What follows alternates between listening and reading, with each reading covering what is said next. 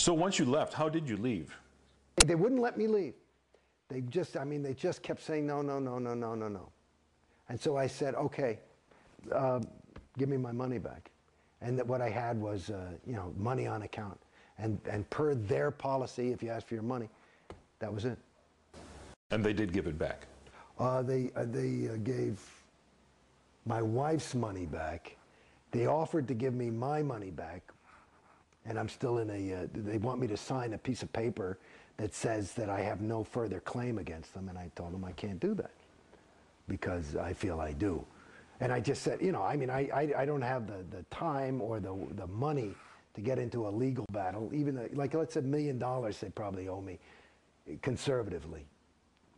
And in this country, you could do pain and suffering. Maybe I could get a couple extra bucks. I just don't. It's tough to litigate Scientology. Yeah, but I'm not going to sign some paper that says I don't, you know, I just couldn't. It's just my own integrity. I couldn't, you know, I couldn't say that. So what's happened since you left Scientology? I know I was talking to your wife a little bit earlier, and she was talking about how, you know, the friends cut off from her who, you know, those who were still in Scientology? Yeah, well, you know, I mean, Jesus. I got a little son, too. And he was in a little Scientology school. And he was 4 at the time. And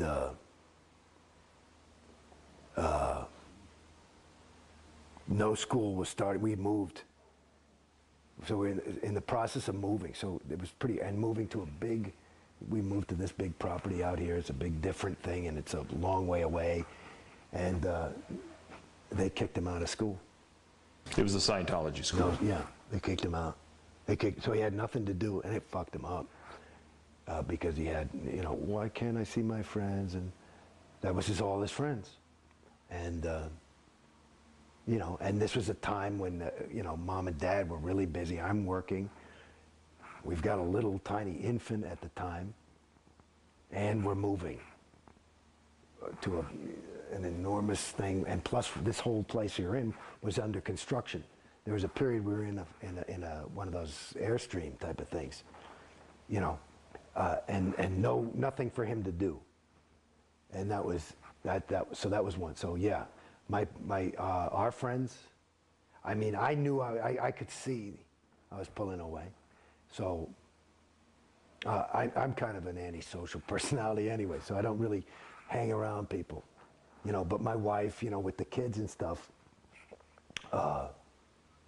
she, I remember there's a girl, a wonderful girl, Kelly Daniels, terrific chick, and she found out, you know, some ethics person told her, and she just was inconsolable, you know. So I know there were a lot of broken hearts on the other side, and now there's not. I saw some fucking kid like that I hardly know, you know. I do voiceovers too. So I went to a voiceover, and there was some kid from Scientology. And like usually if I'd see him at a voiceover, I'd be, hey, Jason, you know. And he went, you know, and I just said, you fucking punk. That's all I said to him. It's just like, you see that's it in a nutshell. You know, both of them are alive. The Jason, because we're Scientologists, and because you're out. And so when you look at the thing about, it's really, really, the data shows from the fact, like Tori's husband left her. These people, their families are just, there's the proof.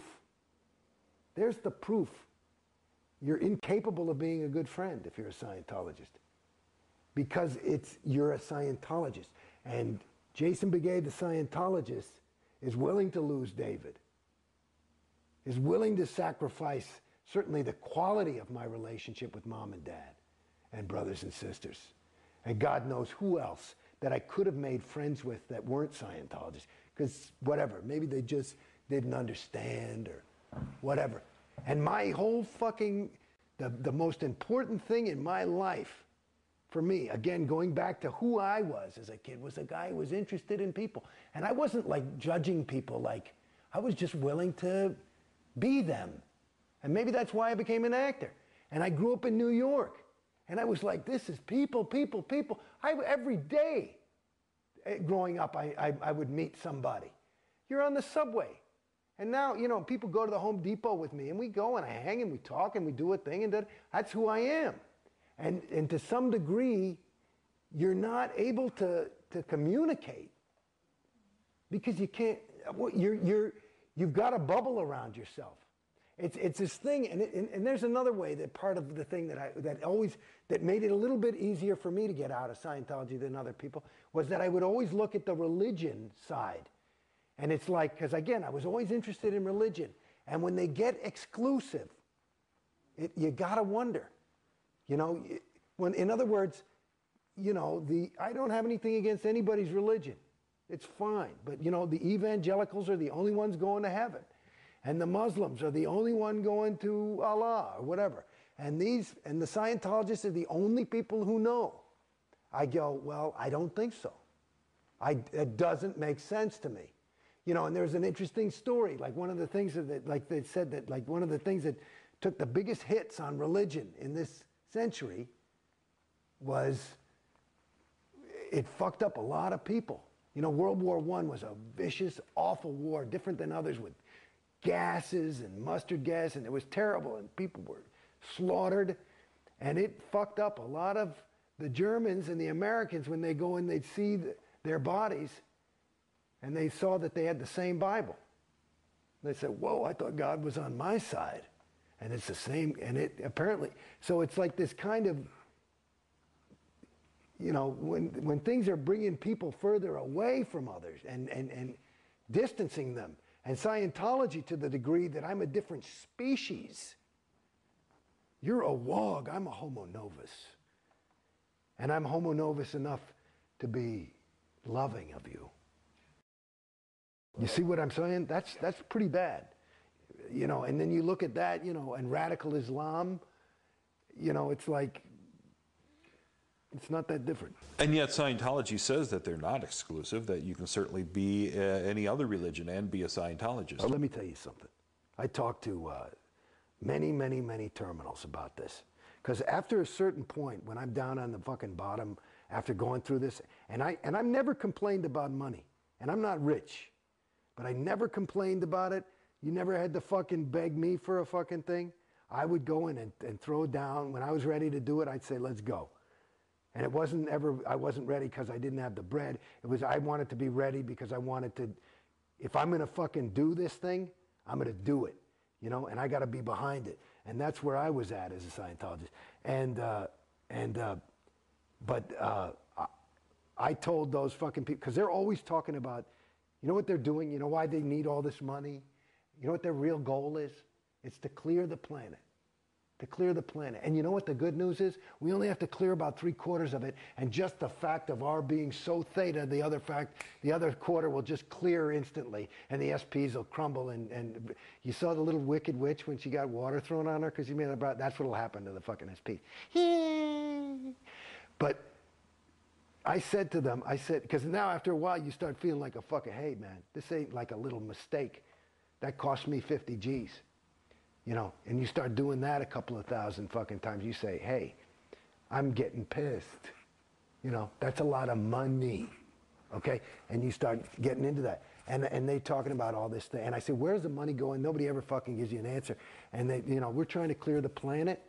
I said, babies, I want to tell you something. I got news for you. There's no fucking way. You can't fucking clear Beverly Hills with these prices. There's no fucking way. It's physically impossible. Like they say Obama, Clinton can't reach the number. There's no way. There's not enough money. It can't be done. So that's a lie. They're not trying to clear any fucking planet. And if they are, they're going to have to bring the fucking money. The price is going to have to go so fucking down. I said, I'll wait then. I'll wait. I'll do it next lifetime when it's $250 to go clear, because I can wait another 40 years. You know, and it'll save me $1 million, and I'd rather my fucking kid go to private school. you know. So fuck it.